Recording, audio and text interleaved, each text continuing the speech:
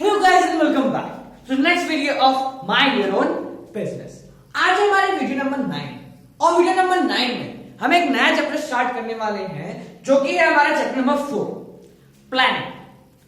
अब प्लानिंग होता क्या है सबको पता है, हम रोज नए नए प्लान बनाते हैं, हम रोज उसको एग्जीक्यूट करते हैं और बहुत सारे प्लान होते हैं जो कि एग्जीक्यूट ही नहीं हो पाते। तो प्लानिंग हमारे लिए हर जगह रिक्वायर्ड है।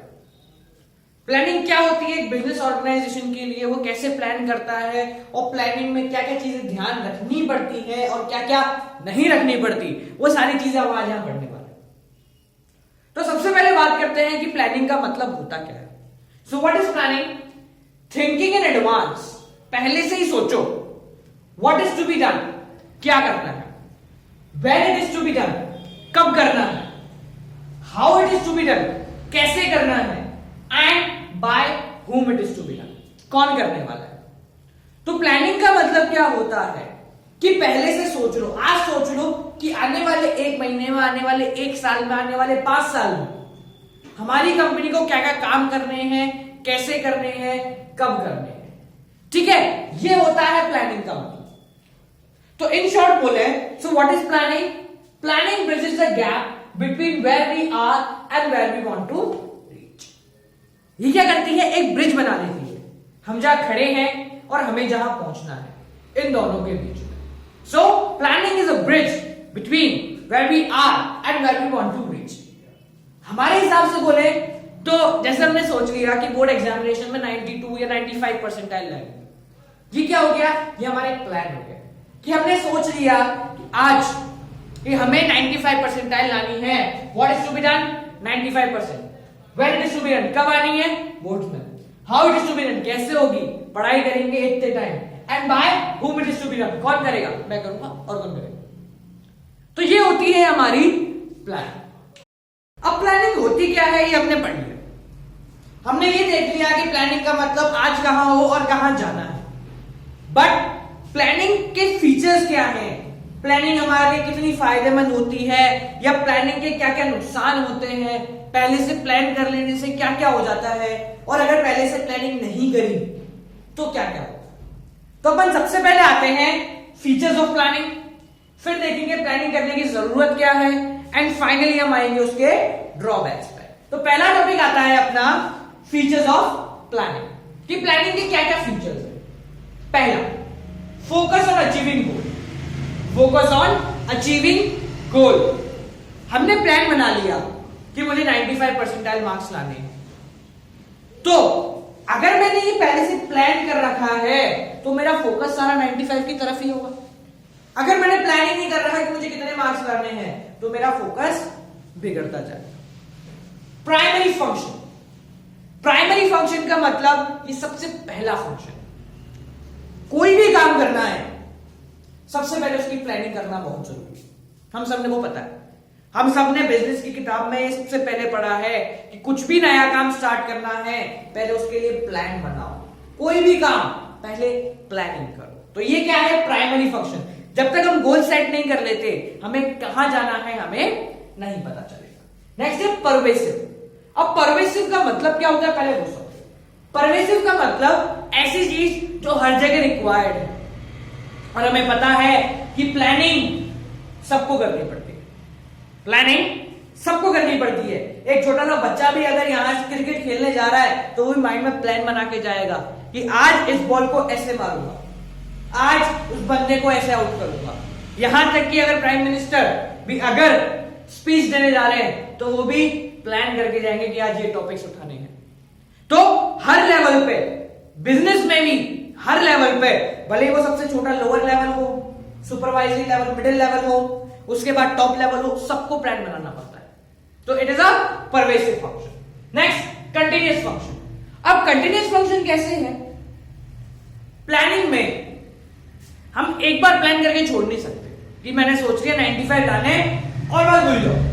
हमें उसके लिए लगातार छोटे छोटे प्लान्स बनाने पड़ेंगे कि आज क्या करना है, कल क्या करना है, आज का टारगेट क्या है, कल कितने चैप्टर्स खत्म करने। तो ये क्या है? Continuous function, one time function नहीं। नेक्स्ट है फ्यूचरिस्टिक।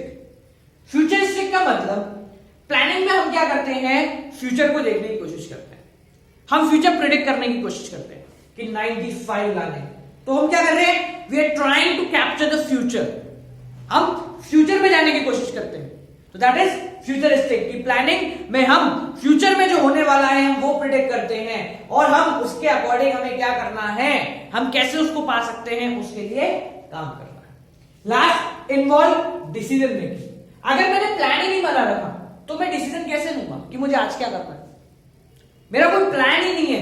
पिछले अगले आने वाले दिन में मुझे एक ट्रिप पे जाना है, ठीक है, अ ट्रिप टू रणथंभौर मान लो, तो क्या करूंगा, मैं पहले से प्लान करूंगा कि आज यहां, कल वहां, परसों यहां। तो अगर मैंने प्लान ही नहीं बना रखा तो मैं कैसे डिसीजन ले सकता हूं कि मुझे आज ये करना है, कल ये करना है। सो प्लानिंग क्या है, प्लानिंग इन्वॉल्व डिसीजन मेकिंग। ये तो हो गए कि प्लानिंग के कैरेक्टरिस्टिक्स, प्लानिंग कैसे होती है, हमें क्यों जरूरी है। अब हम बात करते हैं इंपॉर्टेंस, प्लानिंग के क्या फायदे होते हैं या फिर प्लानिंग क्यों जरूरी है हमारे। अगर प्लान नहीं करेंगे तो क्या होगा, या प्लान कर लेंगे तो हम किन किन प्रॉब्लम से बच सकते हैं। तो पहली इंपॉर्टेंस देखते हैं, प्रोवाइड्स डायरेक्शन। प्रोवाइड्स डायरेक्शन यानी कि हमने अगर प्लान बना लिया तो हमें पता है कि हमें कहां जाना है। We know that where we want to reach, हमें पता है कि हमें उस जगह जाना है। We know कि हमें 95 परसेंटाइल मार्क्स लाने हैं। तो ये क्या है, हमें एक डायरेक्शन प्रोवाइड कर देगा कि हमें इस जगह चलना है। Reduces risk of uncertainty। अब अनसर्टेनिटीज क्या होती हैं, बिजनेस के हर बच्चे को पता है। अनिश्चितताएं, अनिश्चितताओं का मतलब हमें नहीं पता फ्यूचर में क्या होने वाला है, हमें नहीं पता कल क्या होगा, परसों क्या होगा, हमें कुछ नहीं पता। तो अगर मैंने प्लानिंग से प्लान बना रखा है कि मुझे इतना करना है, मुझे ये होना है, तो क्या होगा, सारा काम बिल्कुल सिस्टमैटिक चलेगा। और अगर अनसर्टेनिटीज आ भी गई, किसी दोस्त की शादी आ गई, 4 दिन वहां खराब हो गए, तो भी मैंने अपनी प्लानिंग में पहले से 10 दिन साइड में पटक रखे थे कि कल को कुछ हो गया इधर उधर उधर, तो मैं वो 10 दिन अलग रखता हूं कि 120 दिन अगर मेरे पास बोर्ड की तैयारी करने के लिए है, मैंने 10 से 15 दिन पहले हटा दिए। क्यों, पता नहीं किस लिए, पर हो सकता है कि कहीं ना कहीं दिन निकल जाए। तो अगर मैंने पहले से प्लान कर रखा है तो अनसर्टेनिटीज के लिए भी कुछ ना कुछ सोच रखा होगा, और इसलिए अनसर्टेनिटीज का रिस्क क्या हो जाता है, कम, खत्म नहीं होता। मान लो 10 दिन सोच करके 20 दिन कुछ हो गया, 20 दिन की छुट्टी हो गई, नहीं पढ़ पाया, तो ये रिस्क को कम करता है, खत्म नहीं करता। ठीक है, नेक्स्ट देखो, reduces overlapping of work. Overlapping of work का मतलब काम बार बार करना। एक बिजनेस ऑर्गेनाइजेशन में अगर कभी प्लान ही नहीं बना कि किसको क्या काम करना है, तो सब अपनी इच्छा से आएंगे, काम करेंगे और चले जाएंगे। क्या होगा, हो सकता है एक ही काम 4 बार हो जाए और एक काम हो ही नहीं रहा बिल्कुल। तो अगर मैंने पहले से प्लान बना रखा है कि कब क्या कैसे करना है, तो ओवरलैपिंग ऑफ वर्क क्या हो जाएगी, कम हो जाएगी। अपनी भाषा में समझे तो अगर मैंने पहले से बना रखा है कि शुरू के 1 महीने इंग्लिश पढ़ूंगा, उसके बाद ये करूंगा, उसके 10 दिन ये करूंगा, तो क्या होगा, सारा काम सिस्टमैटिक होगा, वापस प्रॉब्लम नहीं आएगी कि आज क्या पढ़ूं या कल क्या पढ़ूं। ठीक है, नेक्स्ट देखो, promotes innovative idea. Promotes innovative idea सबको पता है कि अगर मैंने प्लान कर रखा है तो मेरे माइंड में कुछ ना कुछ चलता रहेगा, हमेशा चलता रहेगा। बिजनेस ऑर्गेनाइजेशन में अगर मैंने प्लान कर रखा है कि मुझे इस साल अपने आउटपुट को 20% इंक्रीज करना है, तो मेरे माइंड में हमेशा चलता रहेगा क्या करूं, कैसे करूं, कैसे करूं, कैसे करूं।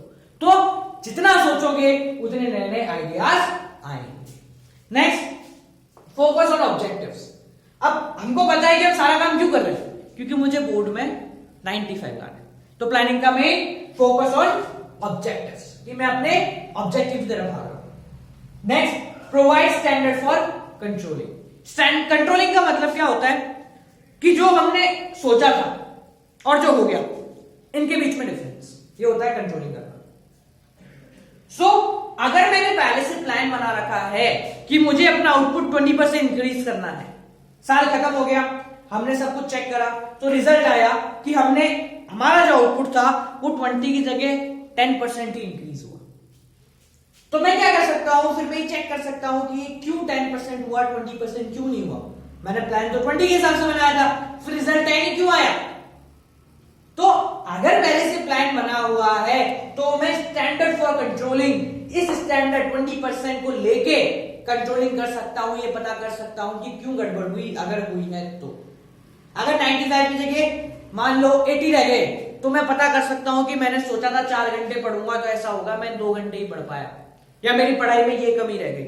अगर मैंने पहले से सोचा ही नहीं कितने परसेंटाइल मार्क्स आ सकते हैं या मैं कितने के लिए स्कोर कर सकता हूं, तो कितने भी आएंगे मेरे लिए वो बहुत रहेगा। तो अगर प्लानिंग नहीं है तो हम कंट्रोलिंग नहीं कर सकते। कोई स्टैंडर्ड ही फिक्स नहीं कर रखा कि हमारा स्टैंडर्ड कहां है, तो ऊपर हो या नीचे क्या पता लगेगा। ठीक है, तो ये तो हमने पढ़ लिया प्लानिंग की इंपॉर्टेंस, की प्लानिंग क्यों जरूरी है। पर हमें पता है कि एक सिक्के के 2 पहलू होते हैं, हेड और टेल। तो वैसे ही अगर कोई भी चीज है जिसके फायदे हैं तो उसके नुकसान भी बहुत सारे हैं। So our next topic is limitations of planning. Limitations of planning के पहला, leads to rigidity. Leads to rigidity. अब रिजिडिटी का मतलब क्या होता है कि अगर एक बार प्लान बन गया, हम तो बहुत छोटे लेवल पे बनाते हैं, जो मैनेजर्स है बड़ी बड़ी कंपनियों के, उन्होंने एक बार बहुत मेहनत करके सेट कर लिया कि हमें आउटपुट 22% इंक्रीज करना है और उसके लिए काम चालू हो गया। तो अब कुछ टाइम बाद वो मैनेजर उस प्लान को चेंज नहीं कर सकते, करना चाहेंगे तो बहुत ज्यादा प्रॉब्लम क्रिएट होगी। तो क्या हुआ, प्लानिंग लीड्स टू रिजिडिटी। एक बार प्लान बनने के बाद the managers are not in condition to change them, उनको चेंज करना बहुत मुश्किल होता है। तो ये प्लानिंग का सबसे बड़ा drawback. Next, does not work in dynamic environment. जो रेगुलर चेंजिंग एनवायरनमेंट है उसमें हमारा प्लानिंग कभी भी काम नहीं कर सकता, कभी भी काम नहीं कर सकता। क्यों नहीं कर सकता? क्योंकि आज हमने सोचा कि कॉस्ट कम है तो मार्जिन को 10 रुपए रखते हैं, कल कॉस्ट बढ़ गई तो मार्जिन बढ़ा के 12 करना पड़ेगा, कॉस्ट बढ़ा के 12 करनी पड़ेगी। तो मुझे क्या करना पड़ेगा, डायनेमिक एनवायरनमेंट में प्लान बनाना बहुत मुश्किल होता है, बहुत ज्यादा मुश्किल। जो रेगुलर चेंजिंग एनवायरनमेंट है, किसको पता था कि नोट बंद हो जाएंगे? नहीं पता था। एनवायरनमेंट क्या हो रहा है, लगातार चेंज हो रहा है, तो उसके अकॉर्डिंग प्लान बनाना बहुत मुश्किल होता है। Next, reduces creativity. प्लान बन गया तो जो वर्कर्स होते हैं ना, वो ज्यादा दिमाग नहीं लगाते, बोले हाँ सुबह से शाम तक ये काम करना है, करते रहो। तो वो क्या बन जाते हैं, इस प्लान के ब्लाइंड फॉलोअर्स। ब्लाइंड फॉलोअर्स मतलब आंख बंद करके काम करे जाओ, जैसा बोला है वैसा करते जाओ, तो नए क्रिएटिव आइडियाज आने बंद हो जाते हैं। इन्वॉल्व कॉस्ट, बहुत ज्यादा कॉस्ट लगती है कि पहले के सारा डेटा लेके आओ, नया डेटा लेके आओ, उसमें कंपैरिजन करो, कितना % हमारी गलती थी, इन सबको देखना, तो बहुत ज्यादा कॉस्ट है। कॉस्ट के साथ साथ it is very time consuming, बहुत ज्यादा टाइम भी लगता है। ठीक है, last, does not guarantee success. अब हमसे सोच सकते हैं कि हम 95 लाएंगे, पर पक्का है क्या कि सोचने से आ जाएंगे? नहीं। तो planning does not guarantee success at any point of time. किसी भी पॉइंट ऑफ टाइम पे प्लानिंग का मतलब सक्सेस नहीं होता। तो ये है हमारी प्लानिंग की लिमिटेशंस। प्लानिंग के लिमिटेशंस और ये सब पढ़ने के बाद हम अपने लास्ट टॉपिक पे आते हैं, जो कि है प्लानिंग प्रोसेस।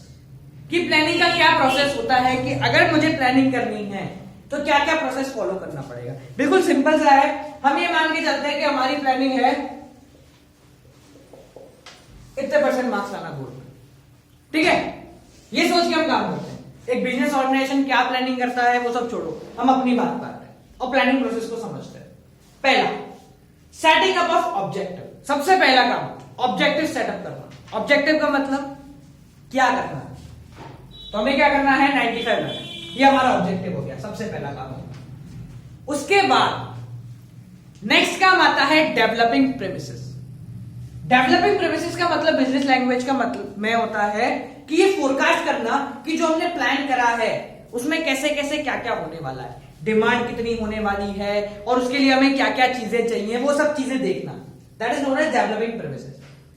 तो हम क्या करेंगे, क्योंकि हमारा प्लान ये है तो हमने ये सोचा कि 120 दिन है, उसमें से 10 दिन हटाए इसके, 5 दिन इसके हटाए, ये सारी चीजें क्या कर दी, डेवलपिंग प्रेमिसेस का काम कर। Next, listing various alternative. अब उस प्लान को कैसे हम पहुंच सकते हैं वहां तक, ये सोचना। एक बिजनेस ऑर्गेनाइजेशन हमेशा उसके पास 4 से 5 तरीके होते हैं। या तो ये करेगी कि रॉ मटेरियल बहुत ज्यादा मंगा लो, या फिर ये करेगी कॉस्ट कम कर दो ताकि लोगों में ज्यादा सामान बिकता रहे, सस्ते में लोग खरीदें। हम क्या करते हैं, लिस्टिंग वेरियस अल्टरनेटिव का मतलब कि हमने सोचा कि या तो सिस्टमैटिक वे में पढ़ाई करो, 2 घंटे इसको, 1 घंटे इसको, 1 घंटे इसको, ये टाइम टेबल बना लो, या फिर गधा पढ़ाई करते रहो करते रहो करते रहो। तो ये क्या है, हमारे सारे अल्टरनेटिव हमने लिख लिए। Fourth, evaluating different alternative. उसके बाद उन सारे अल्टरनेटिव को एक एक करके इवेल्युएट करना। इवेल्युएट करने का मतलब कि कौन सा सही है और कौन सा गलत है। हमारे लिए कौन सा सही है, गधा पढ़ाई करके समझ में आने वाला है या फिर सिस्टमैटिक वे में समझ में आने वाला है। तो नेक्स्ट, इवेल्युएटिंग डिफरेंट अल्टरनेटिव, सबके फायदे सबके नुकसान सब देख लेना। सारे अल्टरनेटिव देखने के बाद हम क्या करेंगे, चारों पांचों में से कोई एक अल्टरनेटिव सेटअप करेंगे कि हमें गधा पढ़ाई से समझ में आने वाला है, उसके क्या फायदे होंगे, क्या नुकसान होंगे, या टाइम टेबल बना के समझ में आने वाला है। तो सारे अल्टरनेटिव के फायदे नुकसान देखे और फाइनली हमने एक अल्टरनेटिव चूज कर लिया। इसके बाद चूज करने के बाद हमारा नेक्स्ट काम होता है इंप्लीमेंटेशन ऑफ प्लान। अब तक हमने जो भी करा वो सब कागजी कार्रवाई थी, यानी हमने जो भी करा सिर्फ हमारे दिमाग में सोचा कि इतने लाना है, ये करना है, वो करना है। तो फाइनली हम क्या करेंगे, उस प्लान का इंप्लीमेंटेशन करेंगे, उस प्लान के अकॉर्डिंग काम करना चालू करेंगे। काम स्टार्ट हो गया। अब फाइनल काम क्या है, क्योंकि हमने पढ़ा था कि प्लानिंग एक कंटिन्यूअस प्रोसेस है, लगातार चलता रहता है। तो नेक्स्ट काम क्या है अपना, फॉलो अप। फॉलो अप का मतलब मंथली या वीकली सारे मैनेजर्स इकट्ठे होते हैं, सारे वर्कर्स इकट्ठे करते हैं और जो हमने प्लान करा है उसके अकॉर्डिंग काम चल रहा है या नहीं चल रहा, इसके ऊपर देखते हैं। और नहीं चल रहा तो उसको कैसे लाना है, वो सारी चीजें हम देखेंगे। तो इन फॉलो अप हम क्या करेंगे, अपने प्लान का इंप्लीमेंटेशन सही से हुआ है या नहीं, इसको देखेंगे। तो गाइस ये थी हमारी आज की वीडियो। आज हमने क्या देखा, प्लानिंग क्या होता है, लिमिटेशंस क्या होती हैं, फायदे क्या होते हैं, नुकसान क्या होते हैं, और फाइनली हमने प्लानिंग का प्रोसेस पढ़ा। सो गाइस अगर ये वीडियो पसंद आई हो तो माइंड योर ओन बिजनेस को जरूर लाइक करें, कमेंट करें, शेयर करें। और इसके अलावा एक और चैनल है for economics with the name of economics on your tips for class 12 and other classes economics. So guys, keep on watching Mind Your Own Business and do subscribe. Bye bye.